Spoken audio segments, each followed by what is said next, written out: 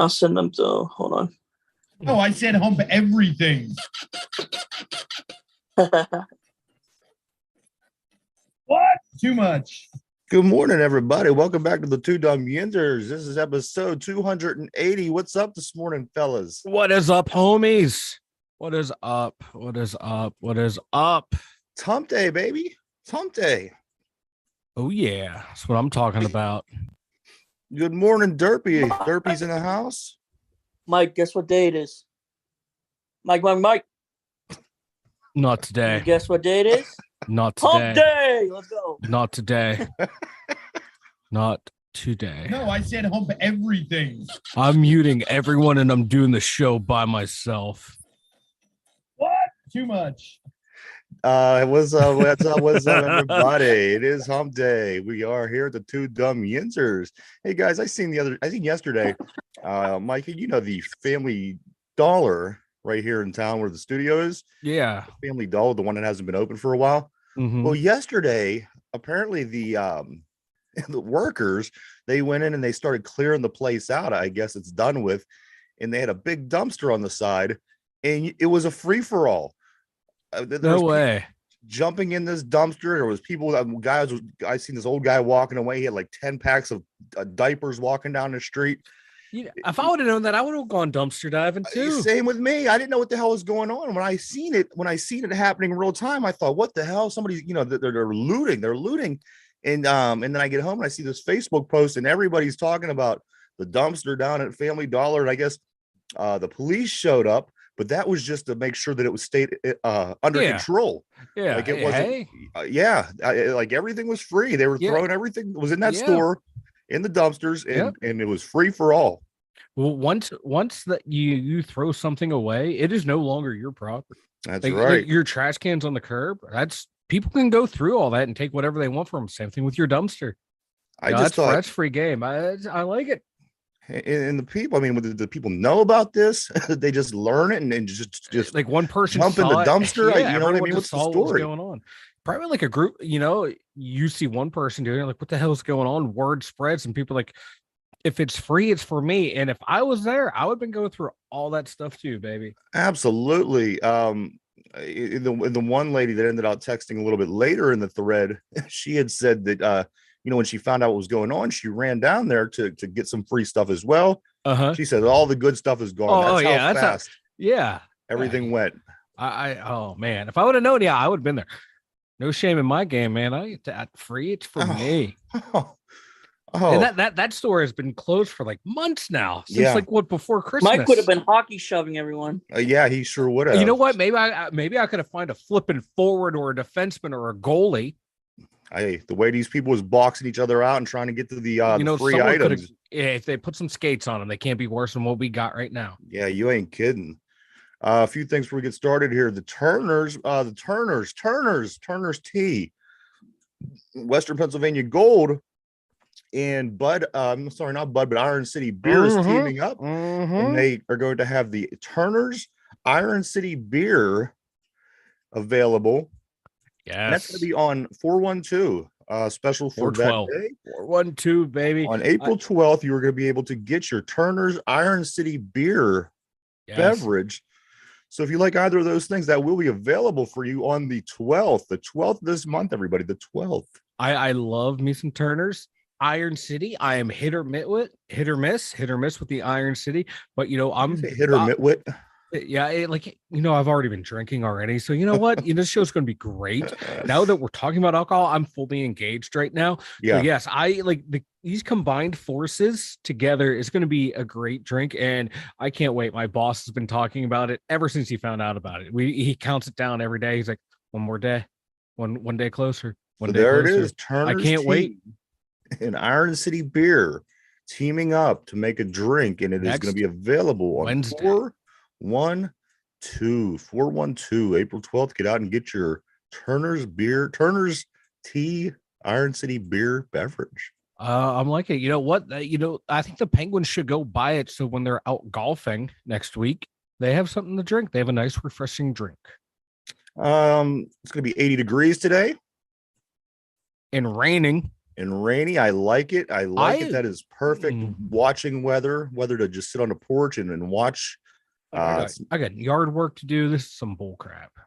And in the 80s, it's going to be nice. I like it. I like these kind of days. I'm looking forward to this. I'm going to sit. I'm going to watch the rain and then just and take it all in. You know what? I'm being negative today, boys. You think? I'm trying not to. I've been trying to work myself up into a good mood. Like it was just like a long day at work. It felt like it was bad, but the boss said it was a great day. So like, okay, I'm feeling good, but I'm just in a down mood. I'm trying to bring myself out of it. Then I got to sit here with you two. It's making it impossible. Yeah, that's why. That's why you were in a better mood. Hey now. I noticed, and when you first got on, so you know what you could always do. I think the alcohol is finally kicking in, boys. You know what you could really do, Mike, to fix that? You could always pull that picture up that I sent over to you yesterday from the AI generated picture of myself. No, and that, Mike, that lovely splitting image of me will make you feel better every time. No. I've been looking at it for about 36 hours. I tell you what, it makes me feel better. Oh God, I just found it again. I mean, I don't get it. I don't understand why you think this picture is this is so accurate compared to your Thrine. It's the spitting image of him, though. It really is. Look at this. Look at this. Look at that eye. It's in the shade. It's in the shadow. I mean, that's why it looks like it. There it is. There it is. Splitting image. You can see. Look at the picture. That was enough. That was enough. And then the picture of me. No, it's gone. And this is what everyone's talking about. This is the big stir. The Penguins did play yesterday. They played the Devils. Coming into this game. Did they play? 0-3 against the Devils this season. Hoping to salvage a win. Hoping to stay in the playoff hunt. I don't recall them Penguins playing yesterday. It wasn't good. Derpy, exactly. See, finally, Rust, like Derp is speaking truth. Brian Rust. I recall a high school varsity team playing yesterday, not the Penguins. Brian Rust, the only one that showed up. He scored the only goal for the Penguins. The Penguins lose 5-1. Mercer for the Devils scored a hat trick. He had 3 goals. Mike, it's not looking good, man. It is not. It is not. That's why the background is nice and sunny, like a sunset. The sun is setting on this Penguin season, and it might be setting on this era of Penguins hockey. This era of making 16 playoff appearances in a row, of being Stanley Cup contenders, of having this strong core, having a chance every time they're out on the ice. I think the sun is setting. It's not those three's fault. It's I don't want to blame Rackle. I don't want to blame Zucker, and that's about it. But, it's the sun is setting on the Penguin season. Are they out of the playoff spot right now? Right now, we are out of the playoff spot. There was no more game in hands. We all have 78 games played.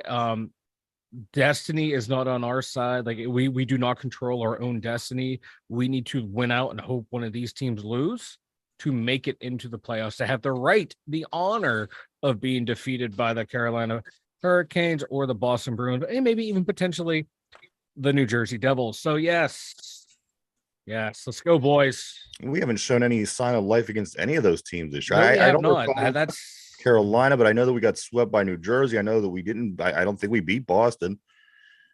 And Carolina, I'm not real sure, but I mean, any of these teams, it doesn't look good. I know the Caps sunset has folded. Well, here's what I see. We got the Minnesota Wild tomorrow, 7:00. We host the Wild.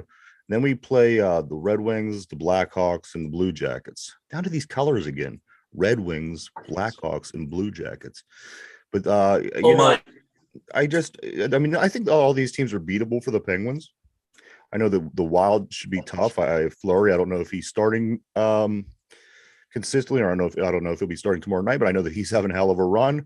So if we get past this game with possibly a win, I mean, Detroit, we beat them not too long ago. The Blackhawks, and then Columbus. I mean, Columbus is pretty bad. So if we're gonna handle our business, I guess this is the final few teams that you want, opposed to New Jersey, Boston, Carolina, any of these teams like that. So Mike, it's not looking good. And as you said, the Penguins sit at 38, 30, and 10. Yeah. They need to basically win everything they can and hope other teams lose. Mm-hmm. And that's never a good sign when you need everyone else to lose. Where do you see, Mike? I mean, on a scale of 100% to 0%, this team making the playoffs at this point? 30%. 30%. I give them 30% chance of making the playoffs. That's rough.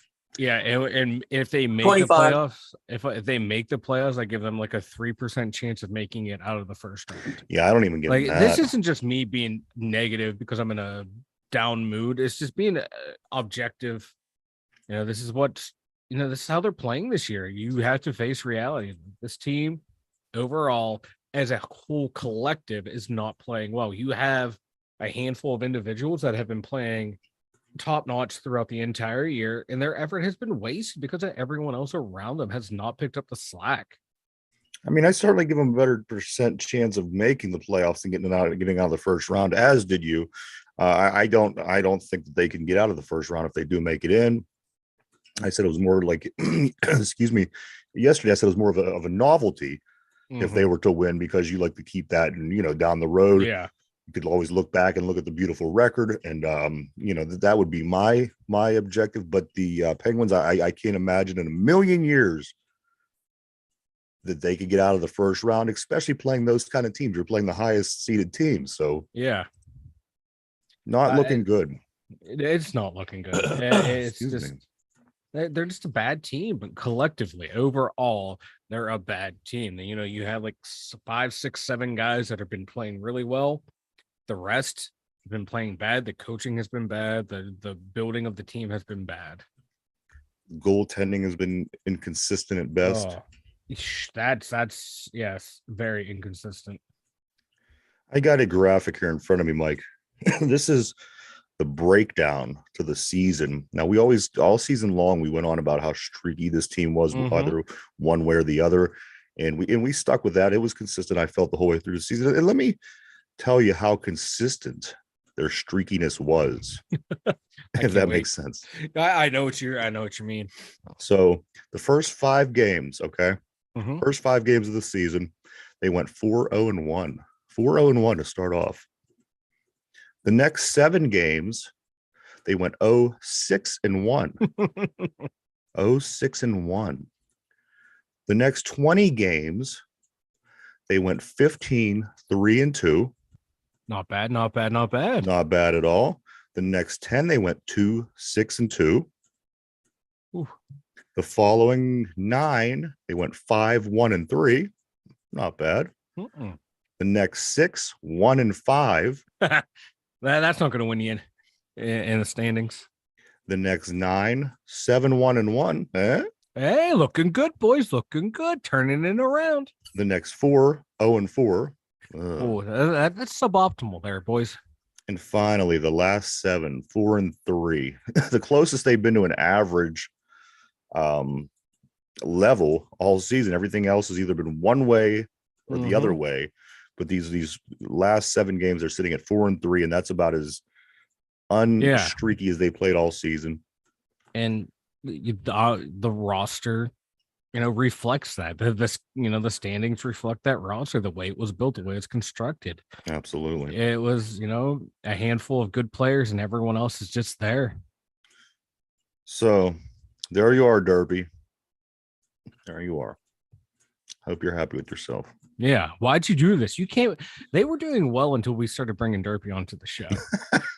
I think we can actually pinpoint it. Did we? To the day. Did we get him during one of the bad streaks? I think we at the tail end of one of the good streaks is when Derpy started appearing. Blow it up. Blow it up. Blow it up. But they do tomorrow. They are back in action against Marc-Andre Fleury in the Wild. If you're losing faith in this team at this point, it'll still be a good game, I think, to watch tomorrow because of Fleury. I don't know if he's going to start. As I said, I'm not sure what his schedule is, but it's a possibility. And then, as I said before, they play the Red Wings, the Blackhawks, and the Blue Jackets to finish out the season. You're going to need a lot of help. As I'm looking at these last 4 games, and as I'm looking at how they play, Mike, and I have it all in front of me in print, I don't think they're going to do it. No, they're not. They're not. I want them to. I want them to. I want to see this group succeed. I want to see this core succeed, but I just don't see it. And you know what? If down the stretch, if Crosby, Malcolm, Letang play bad, I'm not going to care. Same thing with like Gensel and Zucker and Rackle. I'm not going to care because those guys have been carrying this team all year long. And if they crumble down the stretch, I won't be mad at them because you know what? If they're seeing everyone else give up around them, I can see them doing a collective FU, but they're not going to do that. They're competitors. They're going to give everything they have, but if they don't produce, they don't score, I'm not going to go, they're the reason why they didn't make it. Like, no, these guys have busted their ass all year long. It's, you know, the supporting cast around them is not there. You can't expect game in and game out 5 to 7 players to do everything for you. Yeah. It's impossible. It's impossible. No, you're right. I mean, old, so very, very old. Yeah, not the core. Not the core. The supporting cast is so old. Michael Granlund, my God, what a waste. That was a terrible trade. Terrible trade. We could have traded the first round draft pick and got that young defenseman, but no, we don't do that. We'll trade a second round pick, get this guy who has like 1 goal and costs $5 million the next 2 years. Brilliant. Jeff Carter, Mike, this guy, is there anything that we could do? Is there anything that we could do with this guy? Nope. He has a no movement clause. So if we try to trade him, it has to be approved to buy him. If they release him, waive him, he has no movement clause. We can't do that. And if he retires, you know, the contracts in hockey, like if you're past a certain age and you retire, that contract still counts against the salary cap because teams were signing older players for long-term deals, having them retire and that contract comes off the books. And the league's like, no, we're not doing that.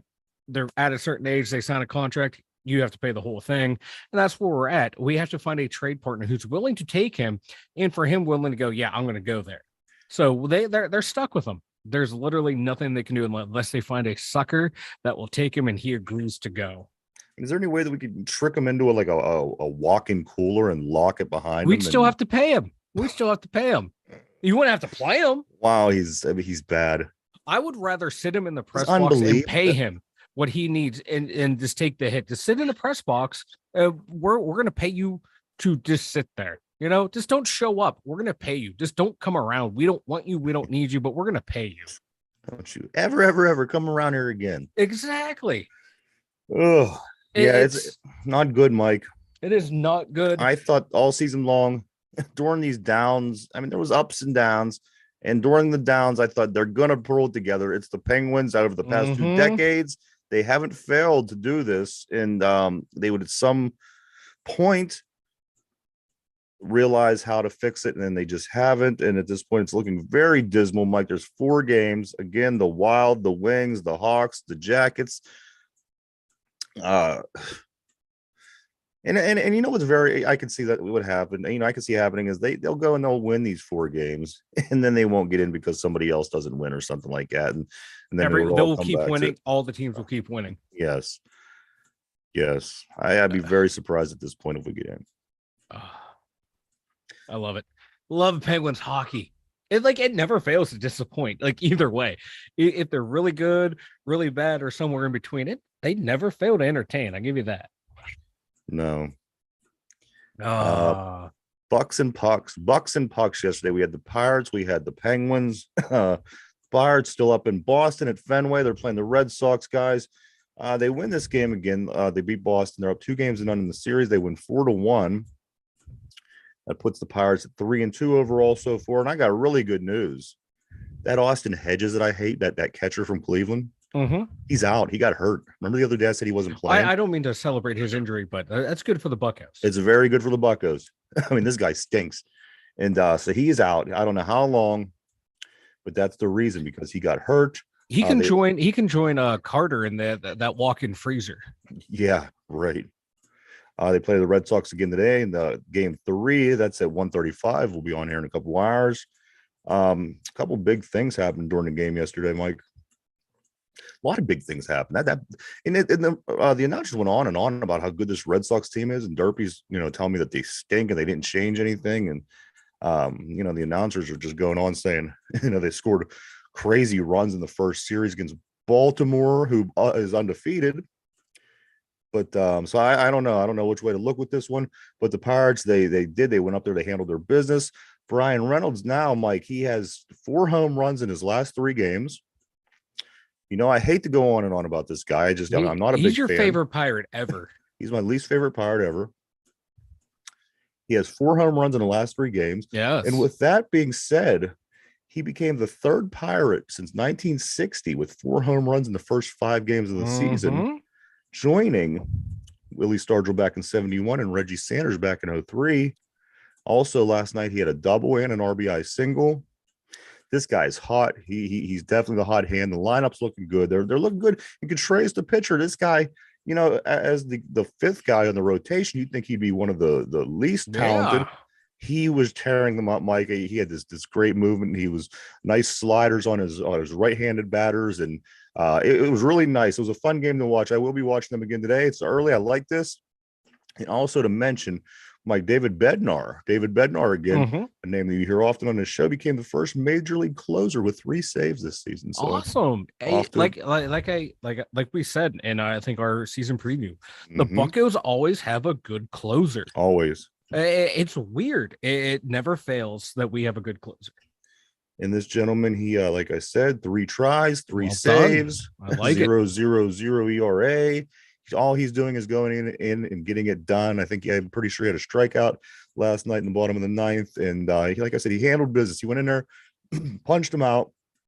But Derpy, you've been uncharacteristically quiet during this Pirate conversation. Come spread your baseball knowledge, because I have to get a little bit more in depth on this Red Sox team. You were stating yesterday that they weren't that good. They didn't do many things to make their situation better in the offseason. Tell me a little bit about the Red Sox. Well, they lost Bogarts to the Padres, I believe, right? I think so, yeah. They really didn't do much in pitching. They basically signed someone that I believe it's Price, right? I can't remember who. Yeah, but yeah, they really didn't. Yeah, they didn't really do much at all. But right now, their franchise, I guess, guy. But right now, they are 3rd in the MLB in runs. They have 34 runs. They're 7th in batting average, 6th in slugging, and that was 7th in on base series, percentage. Mike. So yeah, they're not doing that bad. Because well, they're pitching though. They're pitching like Derpy said. Their collective ERA is a 6.40 for 29th. Whip at 164. It's tied for 28th. Teams are batting 289 against them. So the pitching isn't there, but their hitting is there. They're kind of like the Pirates. They can hit. They just can't do anything else. Yeah, I mean, they say they have 37 runs. Is that what you said? Yeah, 34 runs. 34 runs. I mean, they scored 1 yesterday against us. I can't remember. I think the first game was 7-6. So they scored 7 runs against us. So, I mean, they put up 27 runs in that first 3 games. Yeah, they did. Yeah, almost 10 runs a game. They did. They literally 9 runs each the first 3 games, then 6 the day before, and then 1. This is their season low, so they can hit.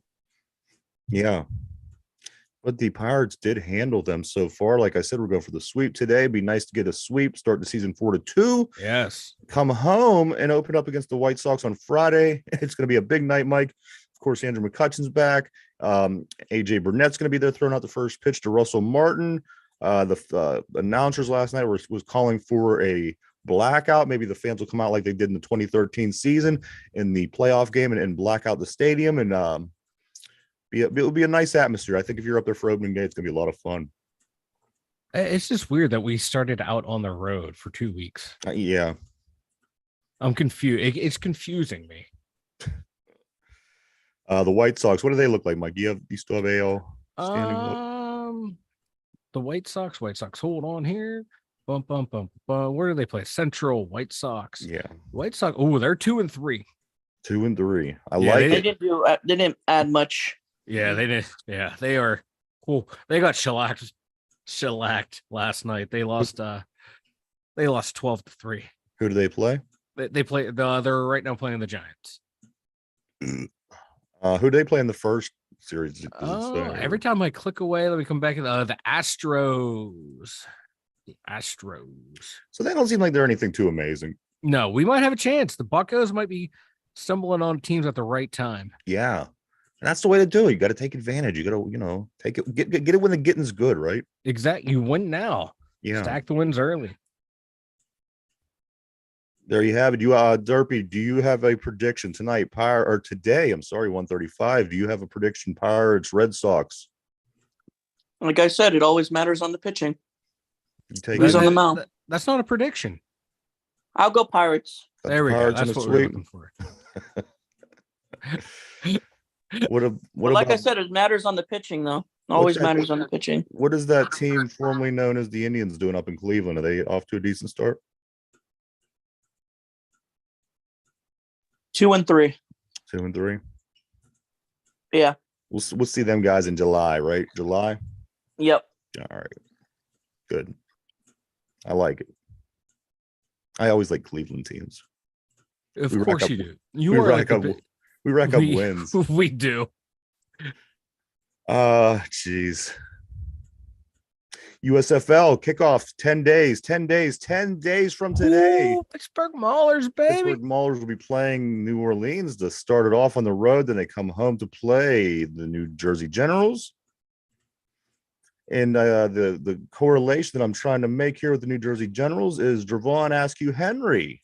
You recall another Aliquippa graduate. He will be playing. He is playing on the New Jersey Generals. So nice. Another reason to get out and support the USFL. You're going to see more guys, as you did in the XFL, guys that are familiar by name from area, things like that. So check it out. XFL is winding down. USFL starting up. We're going to have Mike, we got the draft. I don't even know what the day is today, but the draft is the 5th. There's like 20 days left until the draft. 3 weeks. I think 3 weeks from tomorrow. I think so. The draft, which means next week we are going to be heavy. We're going to be heavy in the draft, guys. So 2 weeks of draft talk. So just be prepared. I'm loving it. Eat your Wheaties, Burpee. Eat your Wheaties in your cellar. Wheaties. He probably drinks like a fucking like a fish. Probably. Do you drink a lot, Derpy? I don't think Derpy drinks. Do you drink, Derpy? Are you talking alcohol? Yeah. Yeah. No, I Good for you. I don't know. I'm not even allowed, even though I have it here and there. I'm not even allowed. Yeah. I'm not gonna lie. I don't drink, so it's all good, man. No explanations necessary. Boys, I got you covered. This is what the Penguins are there we go. There we go. This is what the Penguins are doing to me. Then over to the NFL. The NFL. We got some players in town this morning. Today. Yes. Baylor. Can we get Goodell a clown costume, please? No. Goodell? No. That's not who we're talking about, Derpy. Oh. We're talking about the big defensive tackle. Siaka Ika. I just like. I know. I saw he's visiting today. Yes, he is visiting today. My man is. This is who we take at 32. Boom, plug him right in the middle of that defense, a line. You take Deontay Banks at 17. Get this guy at 32. Actually, you might be able to get him at where do we pick? 39? 49. I like to take him at 49, put him right there in the middle. We have, as you mentioned, we have Maryland quarterback Deontay Banks to visit. Sika Ika. I just want him here so I can finally know how to pronounce his name. Yeah. I pronounced it like 5 different times, and I guarantee you none of them are correct. I do like him. And then also another name visiting today is Osiris Torrance. Ooh. So Torrance in town, Sika Ika. We're just Deontay like taking Banks. how many guards do we need on this team? I don't know, but these three are, these are the big deal. I mean, this is guys that we could very well be drafting in the draft in 3 weeks in 1 day. This is crazy. I'm loving it. And I when teams bring in the big bastards on the either side of the line, that gets me going. Those boys down in the trenches have beaten the crap out of each other. That's where you win and lose football games, Derby, in the trenches.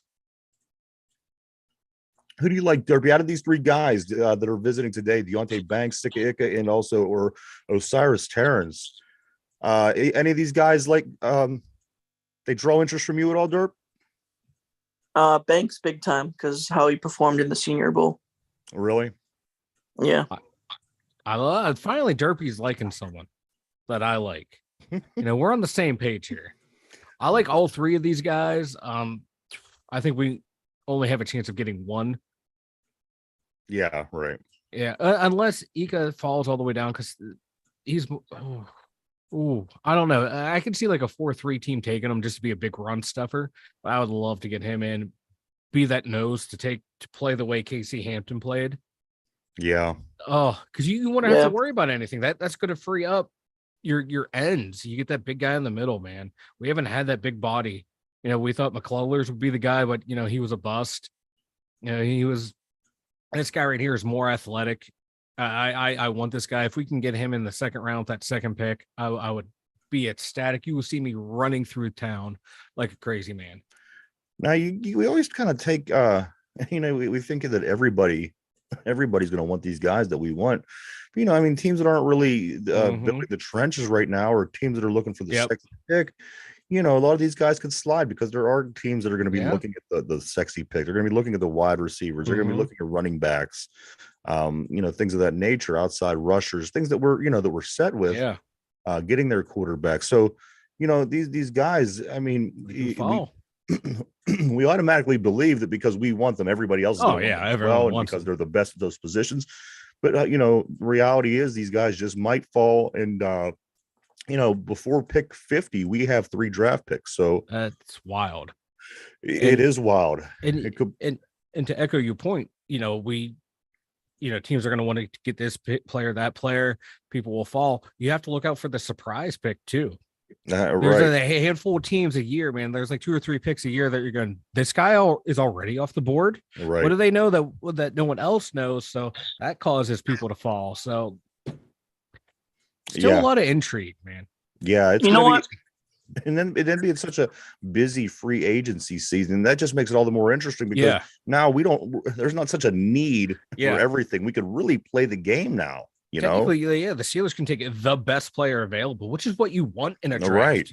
The best player. You're not forced to this guy's ranked on the big board, number 5, somehow fell all the way here. But we need this position where this guy's ranked a whole hell of a lot lower. Like, no. You take the best player available. You're sitting good going into the draft. Absolutely. Dirk, was you saying something? I was saying, you know what? If we end up getting a tackle, which I don't think we need, but it's at this point more than likely going to happen, which is okay. I'd rather stay at 17 than trade up for him. But I would forgive them if the guy that I want, that's probably like 49 or 32 is Hutchinson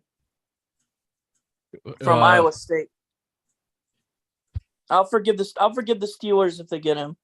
Hutchinson. I need more than Hutchinson. Iowa State, the receiver from Iowa State. We ain't taking a receiver that high. I know, but we're not taking a receiver that high. That's where he's going to land, though. But we're not taking a receiver that high. There's no way. Like I said, I'll forgive them if they. You forgive them and taking a tackle. A tackle is what this team needs. Let me tell you something about this, the receiver position. Of course, we do have a guy laying in wait. This is something that I pulled up yesterday. You may or may not have seen it. Calvin Austin in his expectations for the upcoming season, he says, quote, my first goal is to return and be 100% healthy, continue my rehab throughout my entire season, not get lazy with that stuff, just continue and be consistent in that. My second goal is to, I would say, attack the off season, make the most out of it, come back to camp at 100% and be prepared to go. With moving Steven Sims, we are going to see a lot of Calvin Austin, and I hope that he could stay healthy. You don't know. You don't know. You don't know. But on the other hand, you don't know. It could be a good thing because, he could come back and be perfectly fine, not have any injuries. So, not knowing it's okay at this point. I just hope that it's not for the worse. Austin is likely to be the favorite for the Steelers starting slot receiver with Sims gone to the Texans. They can also bring in some competition for Austin, and he knows nothing is handed to him and expects to compete in training camp this fall. Yeah. I for one, I'm really excited about Calvin Austin the third. When we took him and the Ravens were upset that we took him, and you recall, I can't remember what was yelled outside the door. The guy from the Ravens was motherfuck, I guess, or something. Yeah, he was MFing and they stole him. They stole him, and there's nothing that feels better to me than that kind of thing happening to the Ravens, which is happening to them big time. So whatever we're doing, keep doing it. Don't change anything you're doing, because the Ravens' luck is it's going just the way we need it to. Yeah. and like the Steelers, they historically take a receiver if they're going to take one outside of Santonio Holmes. He was like we took him in the first. They that third, fourth, fifth, sixth round is when they start taking wide receivers there, because they just have a way of finding and drafting and developing receivers for the most part later in the draft. And I think the receiver I'm targeting is like A.T. Perry. Getting him in the third round, I would. That's the pick I would like. I would like A.T. Perry. There was a little Wake Forest. There was a little buzz yesterday about possibly trading down. Does that benefit us in any way, Mike? Yes, because we do not have any picks in with the fifth round. Yes, and there's a long gap between the fourth round pick and the sixth round pick. What pick would you send down? I mean, the thing is, they trade 17 down. 17. Yeah, and probably into from pick 17 to pick probably 25. You're probably the value of the athletes. Maybe 23. Yeah, I think San Diego picks there. Those 6 picks, if you trade down, you can pick up. You're not going to pick up a third. You might pick up a fourth, maybe a fifth along the way. Get more picks. More picks is always better, because right now we're sitting in the middle of the draft. And there's gonna be 5, 6 guys. Yeah, there's gonna be 5 or 6 guys there that you could take, and either any of them are gonna be okay. So you trade down, get more picks, and you're going to like one of those guys that you get, because right now, we're not really picking for need outside of, I believe, tackle and corner. So if one of the guys that's not there that you are in love with, trade back, get more picks. Now, the national media, you may recall seeing this or not, I don't know, but they are underestimating the moves that we made on the inside linebacker position. They're saying that we're still pretty weak in that area. What do you guys think of that? Depth wise, I can see it, because Mark Robinson's he's only played inside linebacker now for 2 years, one his senior year in college, and last year in Pittsburgh, and he only played a handful of snaps and a handful of games. You still think you think there's a possibility that that we could even take one of our better picks and go after a linebacker, go after the guy from Iowa if he's still sitting there. If Jack Campbell falls, I can see them taking a look at him. Maybe some of the other linebackers later in the draft. Maybe even they can be we talked about the surprise pick. Steelers surprise, taking an inside linebacker at 17, blowing everyone out of the water, blowing up the draft boards. If a dynamic player's there, you can see them taking him. There's nothing wrong with taking a player at that position, even though you brought in 2 free agents. If they're able to supplant one of them, that's a good thing.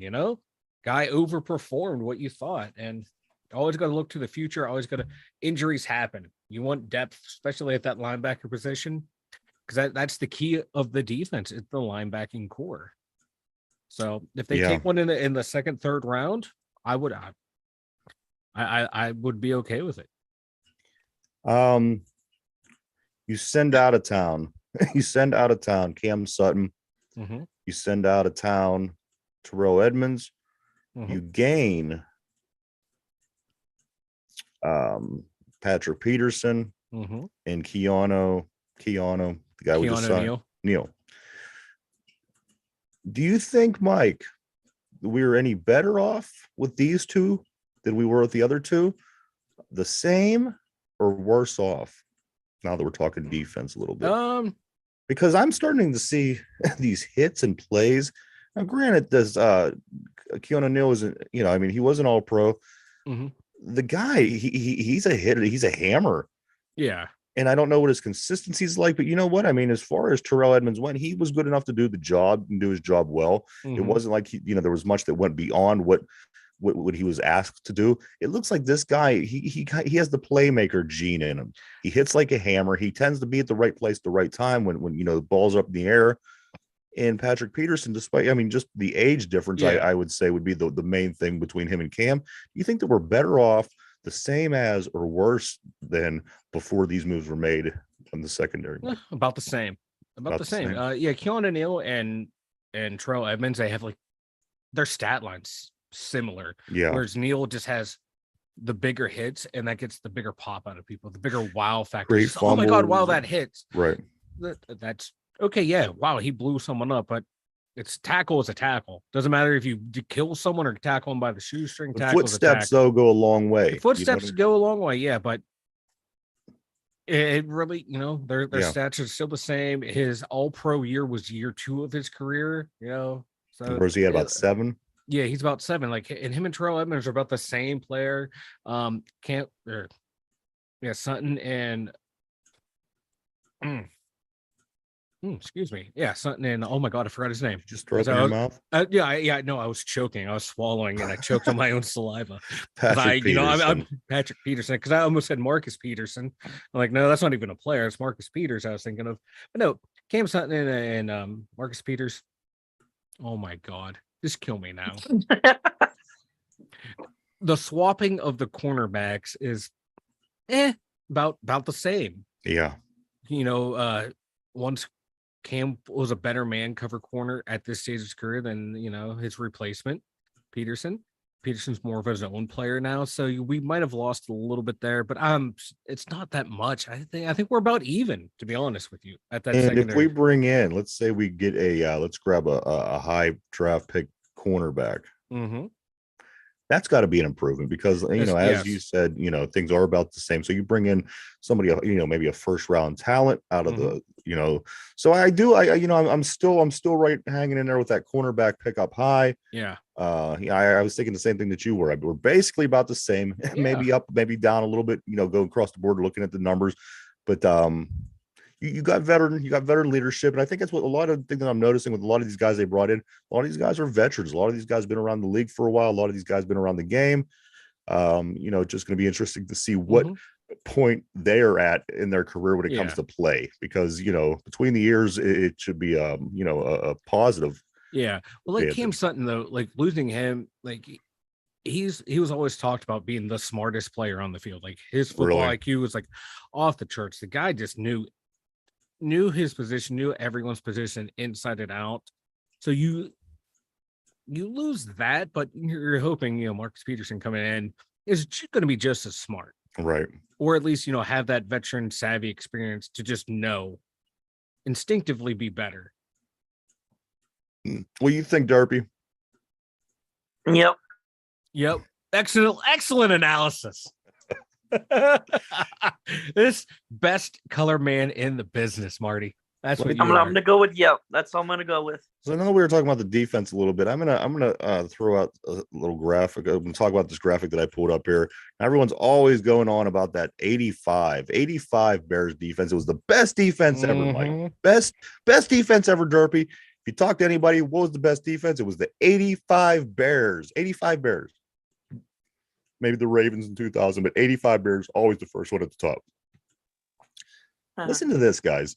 Now, mind you, the Steelers only played 14 games in 1976, but I'm going to compare the two teams, 1976 Steelers and the 1985 Bears, and you're going to see that those two games difference they don't even play into the equation. The Steelers in 1976 let up 138 points. The Bears let up 198. 198 points the Bears let up that season, which is amazing. But the Steelers only let up 138 points, guys. 138. So let's just say they played the 2 extra games. That's 60 points to Steelers that defense has to give up in those 2 games. Steelers in that category, they win. Yards. The Bears let up 4,135 yards that season. The Steelers, 3,323. Again, you play those 2 games, the Steelers, that defense has to give up over 800 yards. Not happening. Interceptions is the one area that the Bears did lead. They had 34 interceptions. The Steelers had 22 interceptions. But you know what, guys? The quarterback didn't even have a chance to throw the ball when they played Pittsburgh. They were getting sacked more than they were throwing it. So, you know, the Bears did. The Bears, and that wasn't exactly the game that the Steelers played. I mean, yes, we had these things going on back there in the secondary, but that wasn't even what the Steelers did. No, so to the me, Bear, yeah. Sorry. No, I was gonna say that Steeler defense is light years better than that's that what I'm team. saying. And as much as people going on and on about this Bears defense, go anywhere right now and ask them who was the one single year, what defense was the best ever.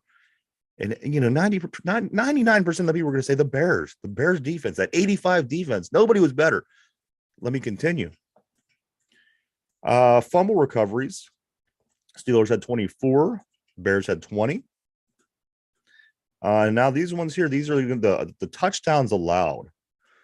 The Bears had an amazing, they only let up 6 touchdowns all season. Oh, 6 wow. touchdowns. Oh, no, rushing. I'm sorry. 6 rushing okay. touchdowns all season. They only let up 6 touchdowns rushing. The Steelers in 74, 76, 5. Ooh. They only let up 5 rushing touchdowns all season. And finally, passing touchdowns. The Bears, the amazing Bears defense, what you got to give them that. 16 passing touchdowns allowed all season long in 1985. 16. You know how many the Steelers let up? 9. Ooh. 9.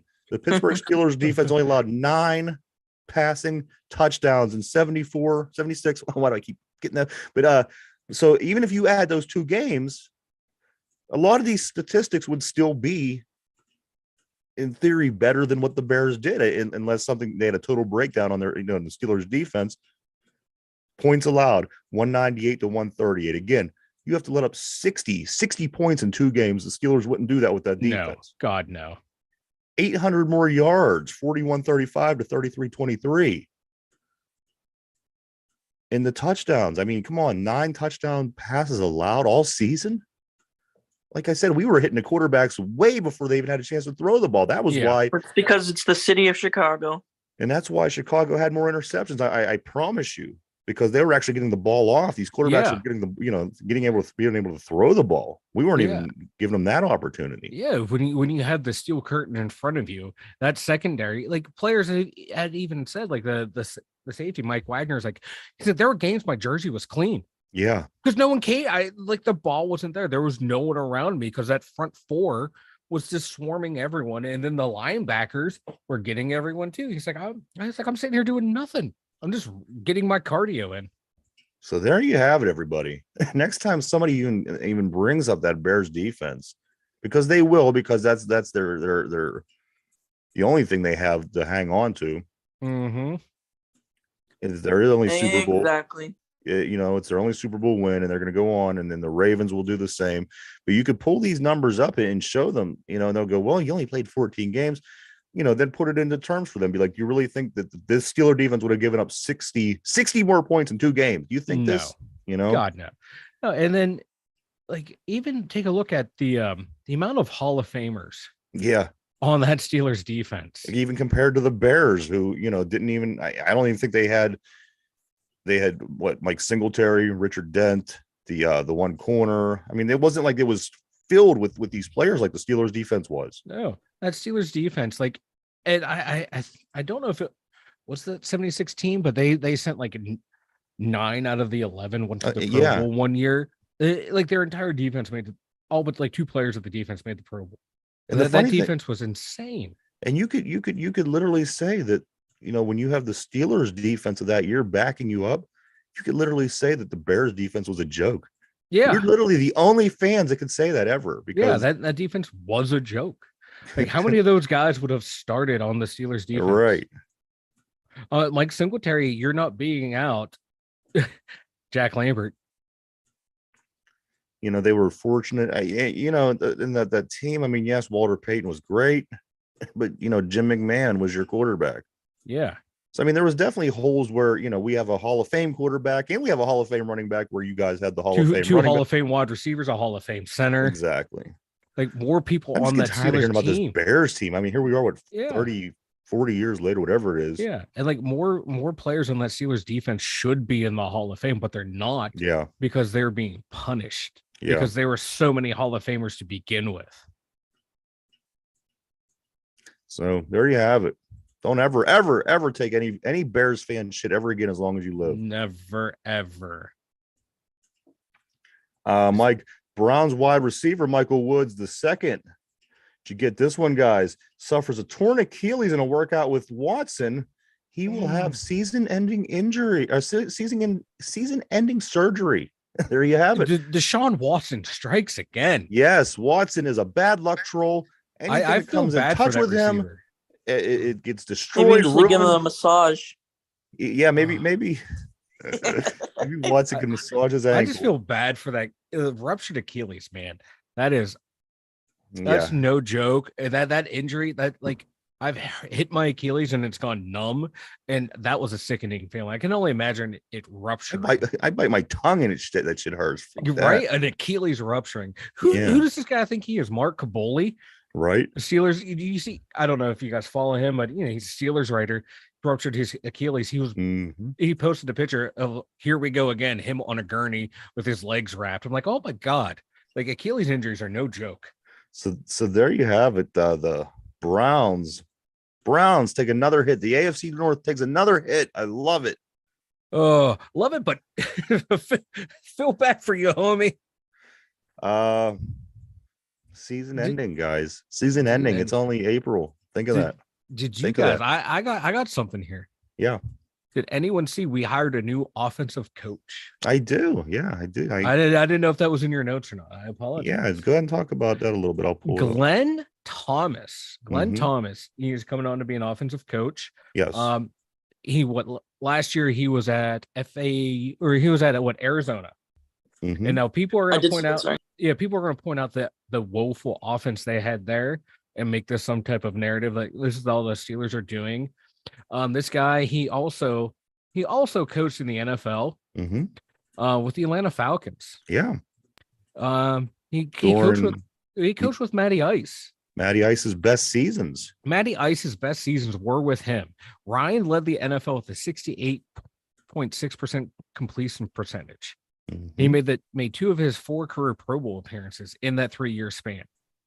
And at Baylor in 2018, their quarterback passed for 3,019 yards and 19 touchdowns.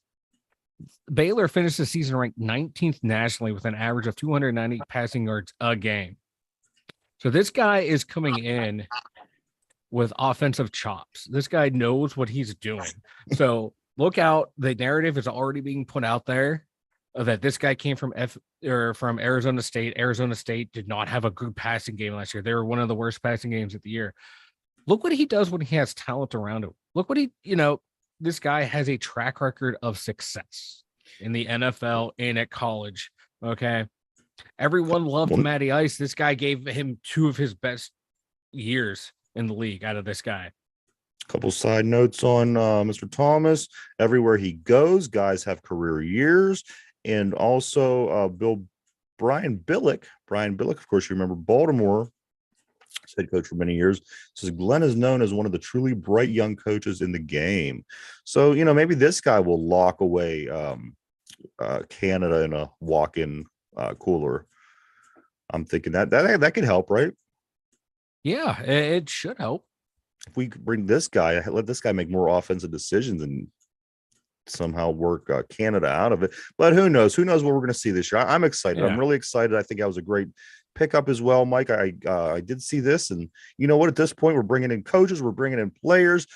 We're going to throw it all together and see what the hell we get, And like I said, the AFC North, they're not doing many great things. So hopefully this plays to our favor. Hopefully we need to get back to the playoffs. I just don't have any more seasons I could take like this, What did I tell you though, fellas, before? What did you tell us? Something about when the Steelers make these kinds of moves, they're gonna make a push. I think they are. They're gonna make a play. I think it's gonna be a really fun season, guys. I really do. One other signing I did see real quick here was Brian Hoyer. Brian Hoyer signing with the Raiders. Brian Hoyer. Brian Hoyer's still in the league. That's exactly what I Like, thought. I'm not trying to be mean. Yeah, but Brian Hoyer's still in the league. He will be backing up Jimmy G in Las Vegas this year.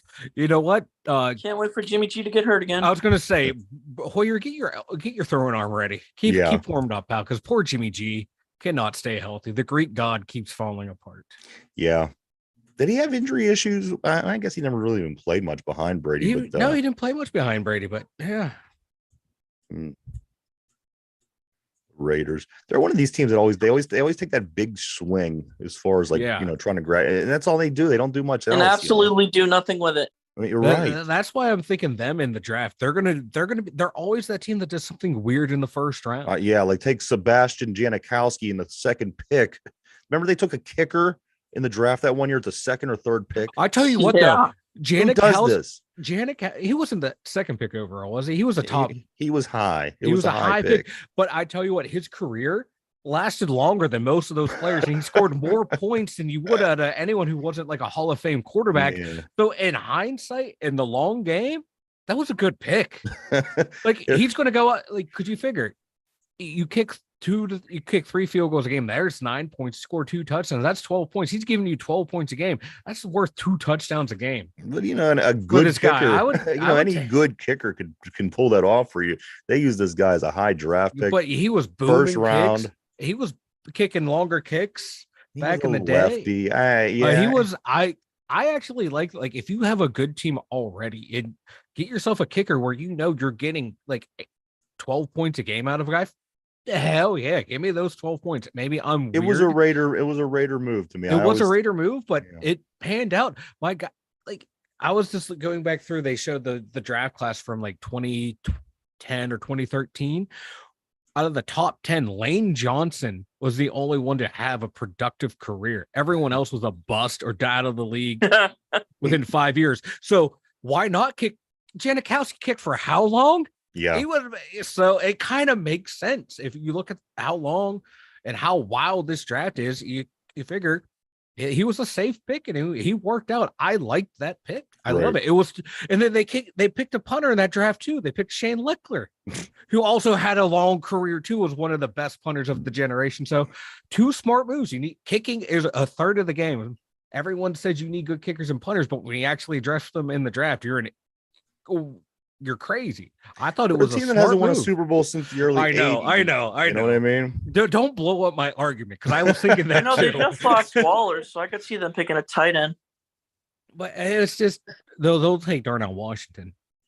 But it was just wild. I like this Janikowski kick. I like when teams go crazy and draft special teams because you need them. Right. Mike, we are at the 2-minute warning. Why don't you tell everybody about the website?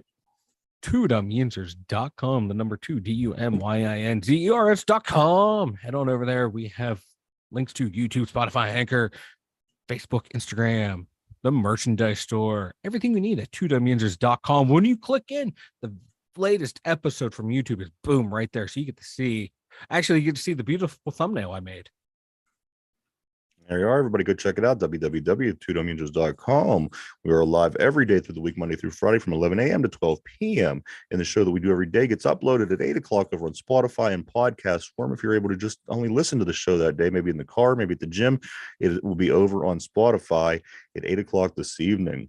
Let's do a real quick trivia, guys. This is if I'm going to do something a little different. I talked about something earlier in the show.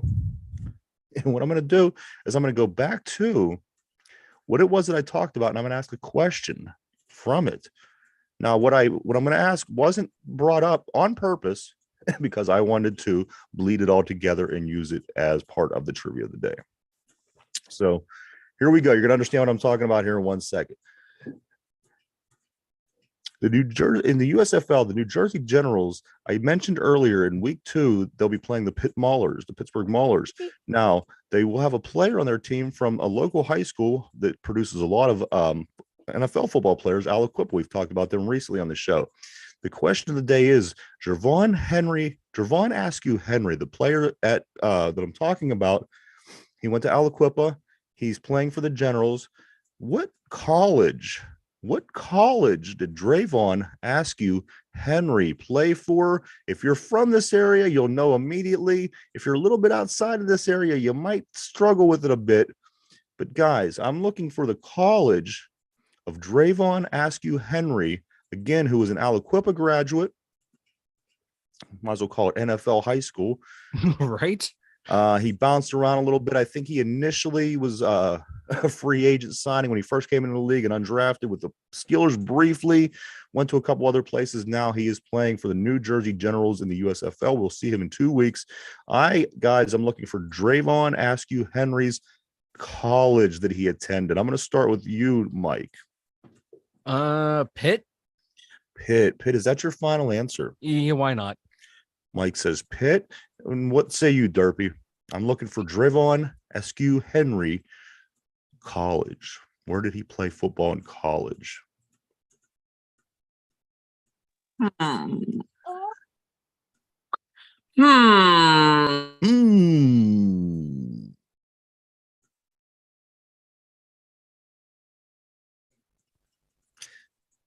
want to take a stab at it? I'm gonna go same with Mike. I'm gonna go Pitt University. All right, let me get you guys locked in.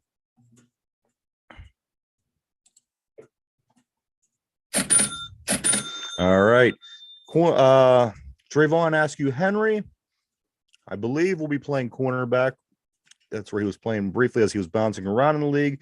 Again, from Aliquippa High School, Drayvon Askew Henry, playing with the New Jersey Generals. Guys, he played for West Virginia Mountaineers. He was a Mountaineer. It was a good try. Close in distance. I knew it was local. Yeah. He had a really good career at West Virginia as well. But there you have it. Guys, Derpy, Mike, anything before we take off for the day? Don't let your kid be in charge of the lighting behind you because he just knocks them all over. Okay, that's good advice. If you need a production assistant for your podcast, don't go with the 4-year-old. Don't go with the 4-year-old. I like it. We could apply that to life. Derpy, how about yourself, man? Derpy is speechless. I'm speechless. Yes, I'm.